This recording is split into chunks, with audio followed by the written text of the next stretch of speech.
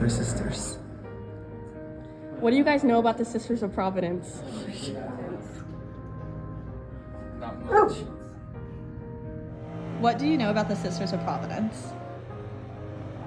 Aren't they the nursing home people? What do you know about the Sisters of Providence? Ooh, I know that they are Catholic, that they don't wear the nun uniforms anymore, that they have like this necklace around them to like show that they're Catholic, and what else do I know about them? Oh, they're really nice.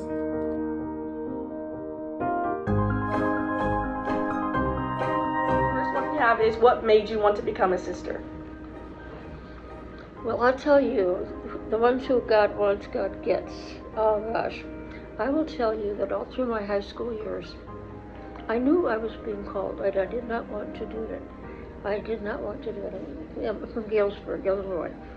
We had a small school, 180 students, and that was co-ed. So it was small, but it was the most fun. It was the most happy years of my life, I think.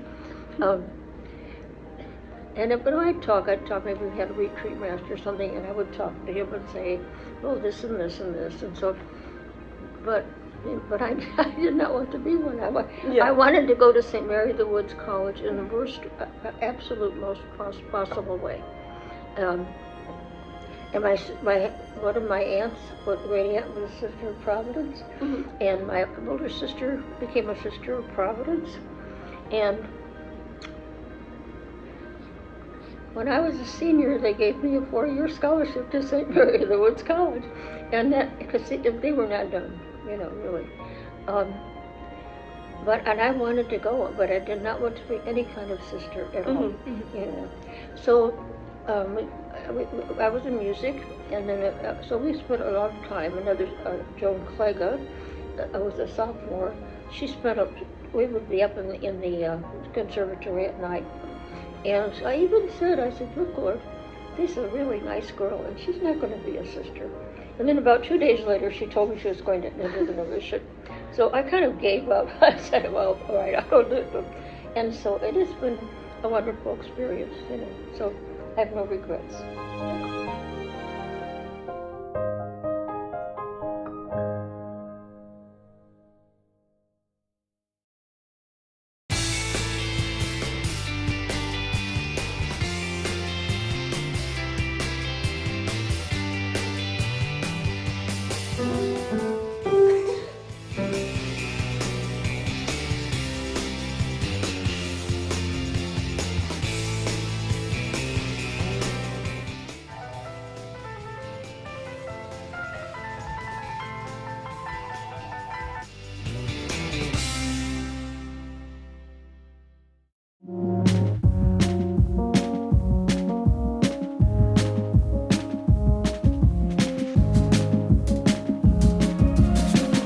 Everybody but me knows what mistakes are, because they've been a mistake at some time in their life.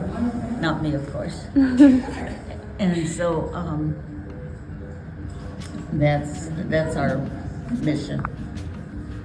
Okay, so do you have any advice for anyone who would want to become a sister? Yes, come to me. I would say it's just living your life normally as you would before, but make sure you're getting enough time to God. Like you don't have to pray from 1 in the morning till 1 at night or anything, but it is that you do still take time. Like I remember when I was in high school, I started sort of taking time in the middle of my day.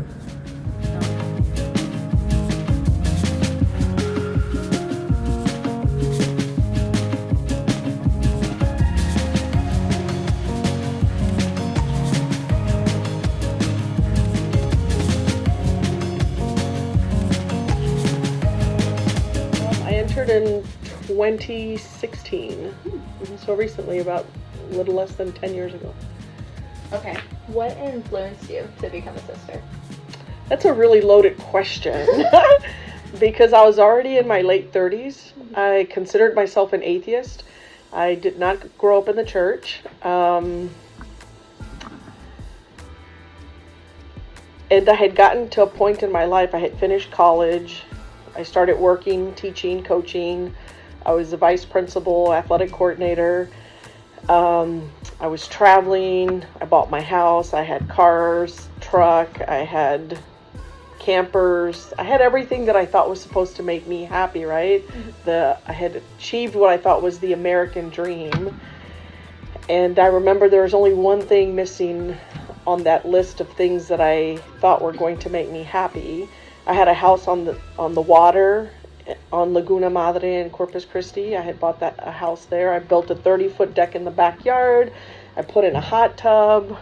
There were stairs, and then there was another 30-foot deck, and my boat sat on the other side, and I could turn the winch, and it would go down, and I could go out fishing.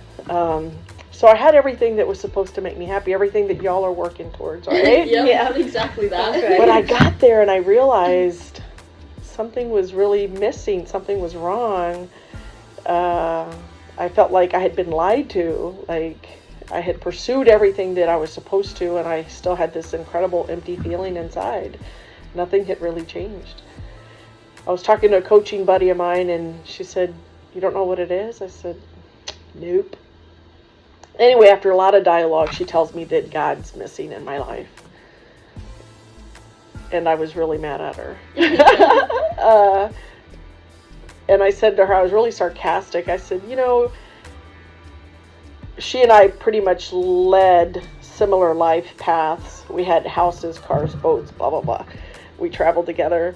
I said, we have exactly the same things. We actually even had the same degrees. I said, but I have a boat and you don't.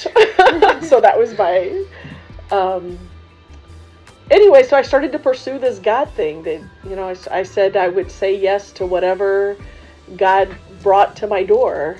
And that week, or that next year, I had Jehovah Witnesses coming to my house on Tuesdays. I had Mormons coming to my house on Thursdays. I was going to...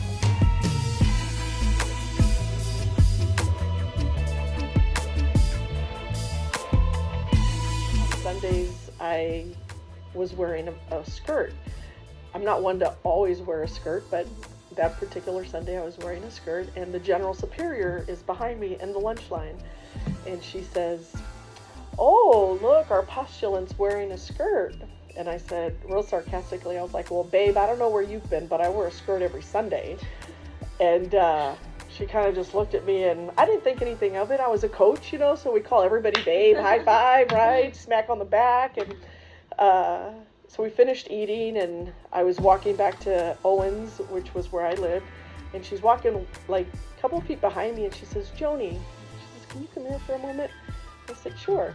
So she puts her arm under my arm, and she taps my hand. She says, "Now, I don't want this to sound negative," she says, "but I just want you to know." And she leans in, she says, "Nobody's ever called me babe." I said, "Nobody's ever called you babe?" I said, "Where have you been your whole life?" She's like, "In the convent." So that was something that was kind of funny.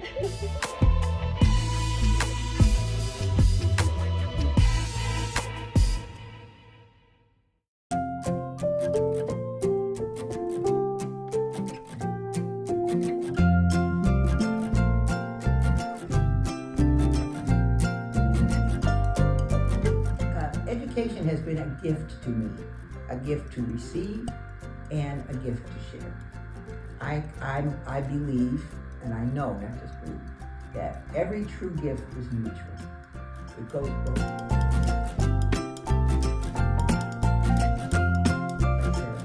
See what unfolds. Sometimes it's very difficult, and it's very, what's a good word? Restraining, that's not a good word. Constraining, a better one will come to me. But to say life is going to be this and this and this, and then I'm going to do this and this and this, and I will have these kind of relationships, and I will have this kind of job. I won't say you, anybody who does that, and I've done it myself, will cut off all kinds of possibilities. So to just do one's best, and it's not easy, especially when you're at your age, and you have a lot to learn and a lot more to live. But as you continue to grow and be open, just see what unfolds. See who you meet, see who you love, see who you like, see what you like. see what you don't like and let go. And I know that's hard, because especially, in fact, I almost wanted to bite my tongue lately when I said, what's your major? Because I used to think, how can we ask somebody who's 18, 19-year-old, what she wants to do for the rest of her life, or what they want to do. When I was in school here, we didn't have to choose our major until sophomore year, because, and I don't like this, I taught general studies for years. Get your general studies out of the way. But nevertheless, once your obligations, when your obligatory courses are done, you can start thinking, and you have had a little more experience. And then I didn't make this up, but I heard it a long time ago. And it's on the line of see what unfolds. It's I guess the word is acronym, I don't know, but it's HOW, H-O-W. How do I do this? Honest, open, and willing. Do your best to be honest and open and willing in your relationships, in your awareness of nature and creation, in your classes. I do my best to do that every day, and sometimes I succeed and sometimes I don't. But to decide something's going to be something or someone's going to be someone is deadly. And it's much more important to say, to be curious instead of critical. Oh, I can't stand this course. I wonder why we're doing this way, To be curious instead of critical is a big help too. So, and then finally, don't give up. Sometimes it's just so hard to be, you feel alone. You're never alone. I'm right next door. I pray for the students all the time, and I know most of the nuns do too, and other people. And you're not alone. Your professors are with you. Your classmates are with you. The whole education enterprise is with you. Everybody who has anything to do with college and is really serious wants you all, wants you to learn, wants us to learn, and never stops.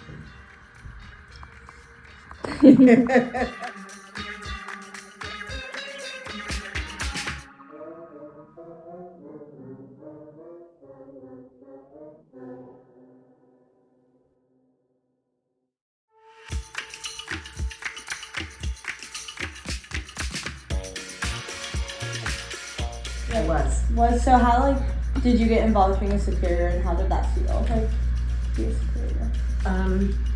Well, I was what now would be called the vice president for 5 years, and then the president for 10. Okay. And I had been a sister of Providence for a long time, but before that happened. So it was a role I liked. But funny things, when I was elected the first time I came in, the front door, and one of our sisters said, "Oh, it's the general superior," and another sister said, "Not in this house." So I always had that balance of knowing. It's a weird title, I think, general superior. I had another friend who said, "To whom are you generally superior?"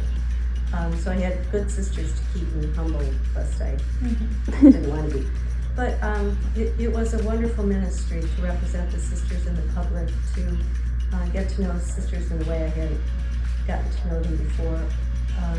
I liked administration. I've been in different kinds of administration for years and years. So, and I had wonderful teams, worked on wonderful teams. So it was a good experience for me. Hard work. I was glad it was when it was over, and I miss it.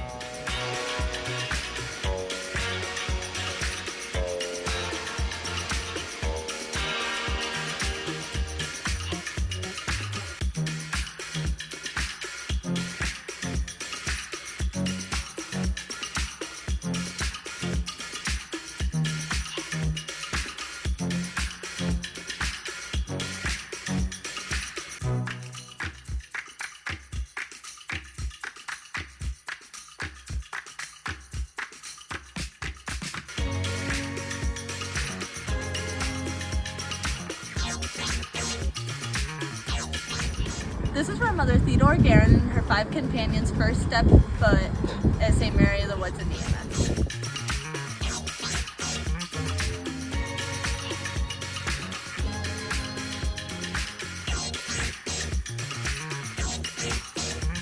This is a rock where this is where St. Mother Theodore Guerin and her 5